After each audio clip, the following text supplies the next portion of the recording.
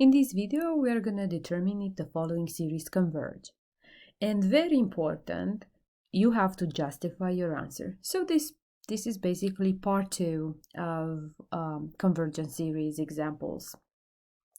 So we have a few examples here. Let's say sum as k equals 1 to infinity of k squared over k to the fourth plus k to the third plus 1. We want to check if this is convergent or not. So I told you first thing, try and see if divergence test works. So if we calculate limit as k is approaching infinity of k squared over k to the fourth plus k to the third plus 1, we get 0, so the test is inconclusive.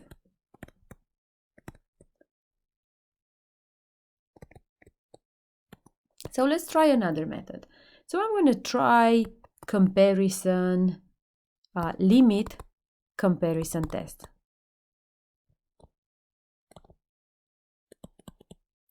So the limit comparison test, if we have k squared over k to the fourth plus k to the third plus 1, this would be like an approximation, an approximate series with k squared over k to the fourth, which is 1 over k to the second. Or not approximately, it clearly equals that. So now, using the limit comparison test, let's calculate the limit as k is approaching infinity of our series k squared divided by k to the fourth plus k to the third plus 1 over 1 over k squared. We know that this series converges because it's a p series with p equals 2, which is greater than 1. So we know that this converges. So we are comparing our series, the initial one, with a convergent one. So we get limit as k is approaching infinity of k squared over k to the fourth plus k to the third plus 1 times k squared over 1. So we end up with limit as k is approaching infinity of k to the fourth over k to the fourth plus k to the third plus 1. Because the degrees are equal, the answer is the leading coefficient over leading coefficient, so it's equal to 1, which is less than infinity, so the series converges by limit comparison test.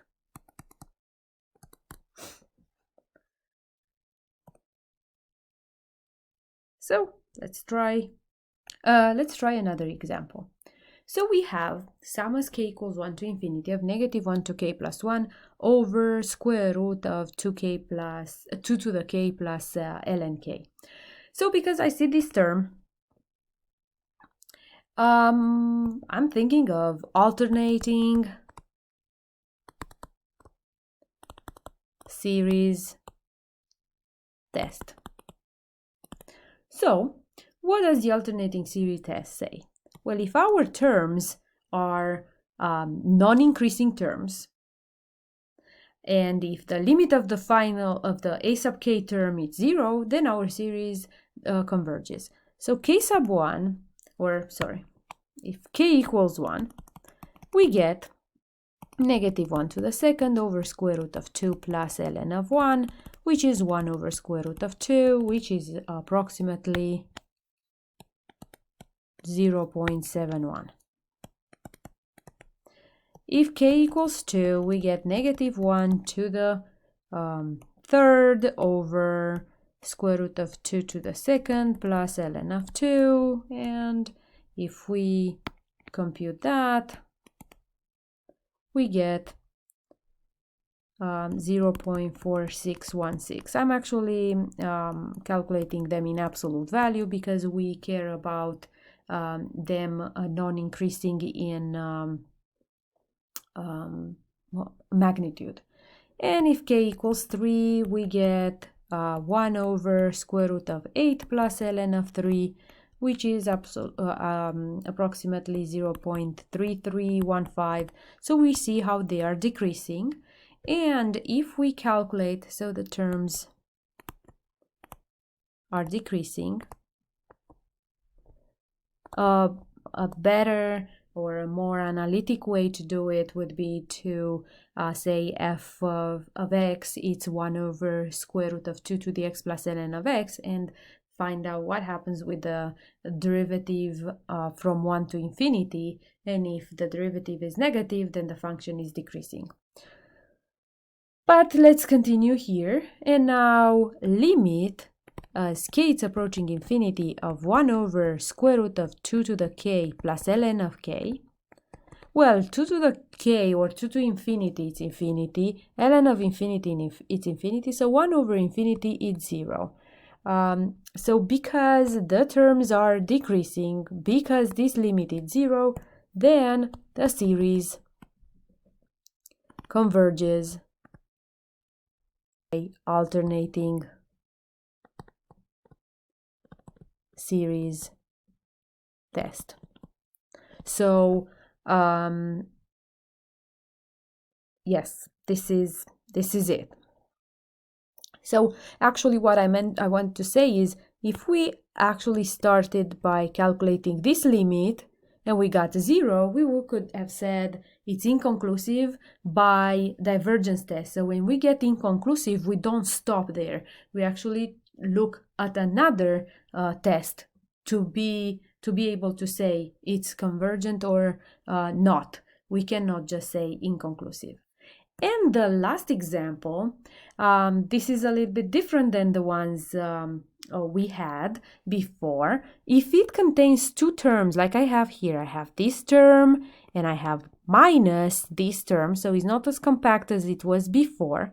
These are called, if you remember, telescopic series. So I'm going to write it out. So we get tangent to -1 of 2k, it's actually the arctangent, right? It's the inverse tangent. Tangent -1 of 2k, it's arctangent of 2k, or the inverse tangent. So we get tangent -1 of 2 minus tangent -1 of 0, right? We have given k equals 1 plus. Now, so this is for k equals 1. Now k equals 2 is going to produce tangent -1 of 4 minus tangent -1 of, so k equals 2 of 2. So k equals 2. Plus tangent -1 of 6 minus tangent -1 of 4. This is for k equals 3.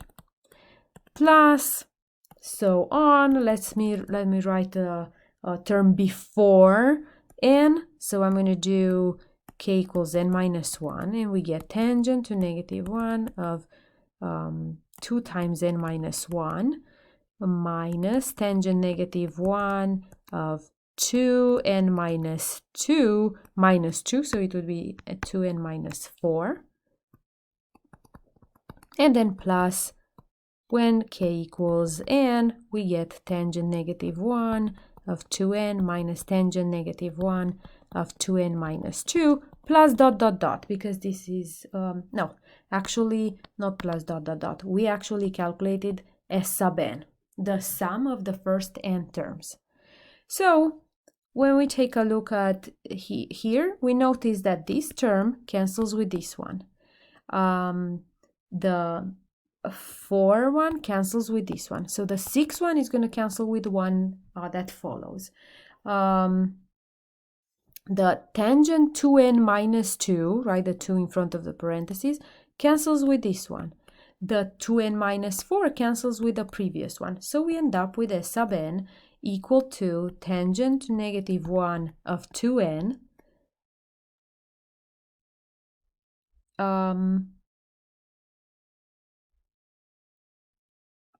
minus tangent -1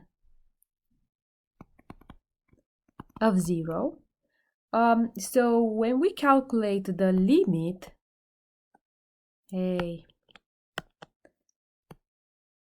as n is approaching infinity of S sub n, we get limit as n is approaching infinity of tangent to -1, or tangent -1 of 2n of 0. Now, tangent -1 of infinity, or the arctangent of infinity, I just want you to remember at pi over 2, the tangent graph with a negative pi over 2,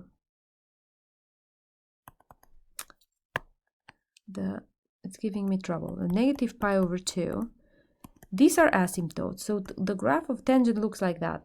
So tangent at infinity, or tangent of pi over 2 is infinity, and the arctangent of infinity is going to be pi over 2.